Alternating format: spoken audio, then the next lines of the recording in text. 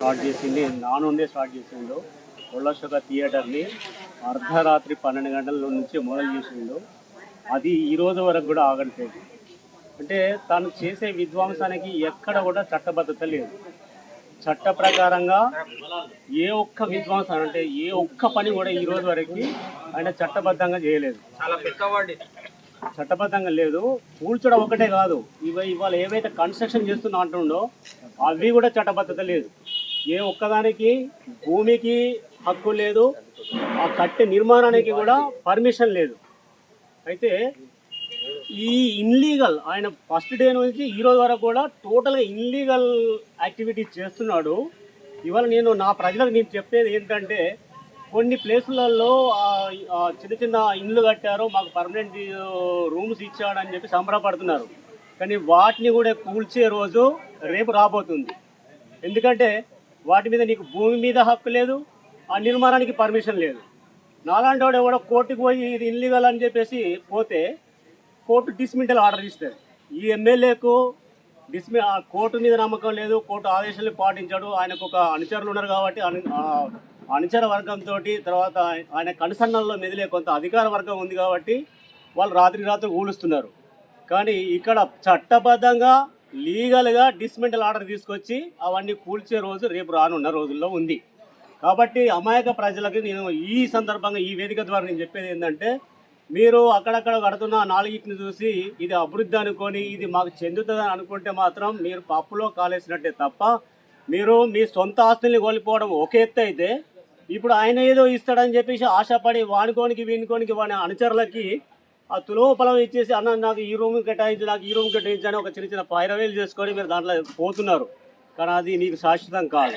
మీరు నిజంగా మీకు అది శాశ్వతం కావాలంటే మీకు ఎవడైతే అవి మీకు కేటాయిస్తాను వస్తున్నాడో వాని ద్వారా మీకు రిజిస్ట్రేషన్ చేయించుకోండి. ఆ ల్యాండ్కి ఆ కట్టే ఏవైతే కన్స్ట్రక్షన్ నిర్మాణాలు ఉన్నాయో వాటికి పర్మిషన్లు ఇప్పించుకోండి. మున్సిపల్ టౌన్ ప్లానింగ్ ద్వారా పర్మిషన్లు తీసుకోండి. ఇవి ఉంటేనే, ఈ లీగాలిటీ ఉంటేనే మీరు సేఫ్గా అక్కడ ఉండగలుగుతారు తప్ప రేపటి రోజున అవి కూలవు అని మాత్రం నీకు ఎవ్వరు గ్యారంటీ ఇచ్చే ప్రసక్తి అయితే లేదు. ఇవాళ ఆయన చేసే వికృత చేష్టల వల్ల చాలామంది వేల మంది నష్టపోయి ఉన్నారు. వాళ్ళు ఎవరు ఊకోరు, వాళ్ళు చట్టబద్ధంగా చర్యలు తీసుకుంటారు. దానికి కావాల్సినటువంటి ఏదైతే ఉందో ఆ కార్యాచరణ జరుగుతూనే ఉంది, నడుస్తూనే ఉంది. రేపు జరగబోయేది అదే అని చెప్పి నేను ఈ సందర్భంగా చెప్తున్నాను. అయితే తను అభివృద్ధి అనే దానికి ఒక సిస్టమేటిక్కే లేదు. అసలు అభివృద్ధి అంటే ఏం అభివృద్ధి చేస్తావు నువ్వు? ఒక పక్క సింగరేణి అధికారులు ఈ ఊరు 10 సంవత్సరాల కంటే ఎక్కువ ఉండదు, ఇక్కడ మైన్స్ అన్ని మూతపడతాయని చెప్పి సిఎండి గారు లాంటి పెద్ద మనిషే ఈ ఊరి గురించి చెప్తున్నాడు. 10 ఏళ్ళ తర్వాత ఇది మృత గ్రామంగా మారిపోతుందని చెప్పి. అలాగే పర్యావరణవేత్తలు చెప్తున్నారు, భారతదేశంలో టాప్ ఇన్ టౌన్ ఈ ప్రాంతము మొదటి స్థానంలో ఉంది, ఇక్కడ నివాస యోగ్యత ప్రాంతం కాదు అని చెప్తున్నారు. అలాగే డాక్టర్స్ ఈ ప్రాంతంలో ఈ కరెంటు ఫ్యాక్టరీల వల్ల, ఈ సింగరేణి ఫ్యాక్టరీల వల్ల ఎంత ప్రమాదం ఉంది, ఎన్ని రోగాలు వస్తున్నాయి అనేది డాక్టర్లు చెప్తున్నారు.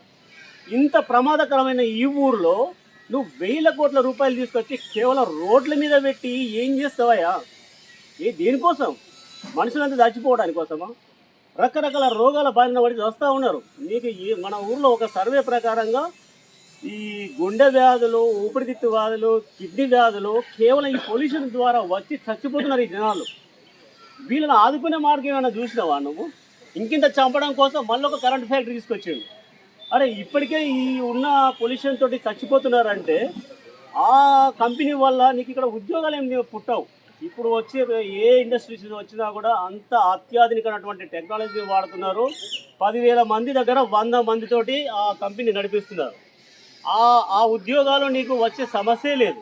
కాబట్టి ఆ 10, 20, 100 ఉద్యోగాల కోసం ఈ ఊర్లో ఉన్న 2 లక్షల మందిని చంపడానికి ఒక నిర్ణయం తీసుకోవడం అంటే ఇక దీనికంటే దరిద్రపు ఆలోచన ఇంకోటి ఏది లేదు.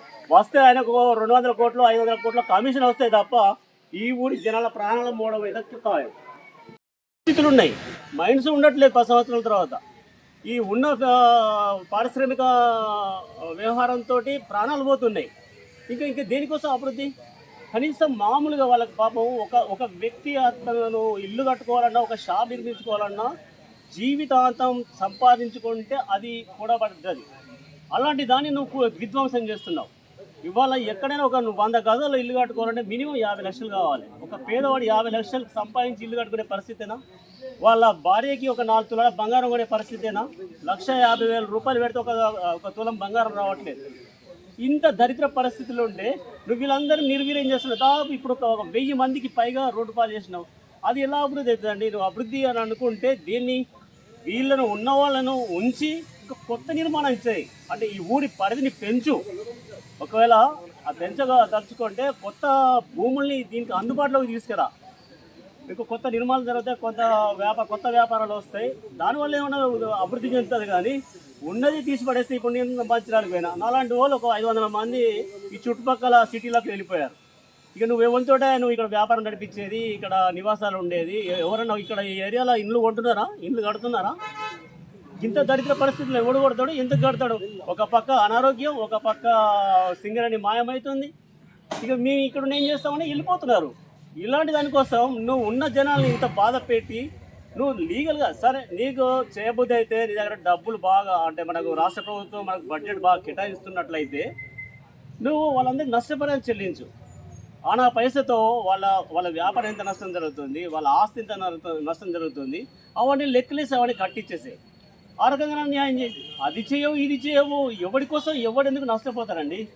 ఇది నువ్వేమో అనుకుంటున్నావు కానీ అది ఇది చూసి ఒక పెద్ద గాలివాన లాగా వచ్చి నీకు సుడిగుండమై నీ మెడకు చుట్టుకొని నువ్వు దానిలో భస్మం అయిపోవాల్సి వస్తుంది తప్ప నువ్వేదో అభివృద్ధి అయ్యి నేనేదో ఎమ్మెల్యే అయ్యి నా భార్య ఇంకోటి అయితే అని కలగంటున్నావు.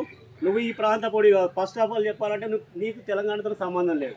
మా వేరనే చెప్పినట్టు నీకు తెలంగాణతో నీకు సంబంధం. నీ తెలంగాణలో పుట్టినావు కానీ నీ పుట్టుపూర్వోత్తరాలు తెలంగాణ కాదు, నీ భార్య ఆంధ్ర. మీకు ఇద్దరు ఇక్కడ స్థానికులు కాదు. మమ్మల్ని ఎందుకు పీడిచి ఇట్లా చేస్తున్నారు మీరు అభివృద్ధి పేరుతో? కాబట్టి ఈ సమావేశంలో సమిష్టి నిర్ణయం ఏది తీసుకున్నా దాని వెనకాల మా న్యూ ఇండియా పార్టీ ముందు ఉంటుంది. ఏ పోరాటానికైనా మేము సిద్ధం. థ్యాంక్ యూ అండి.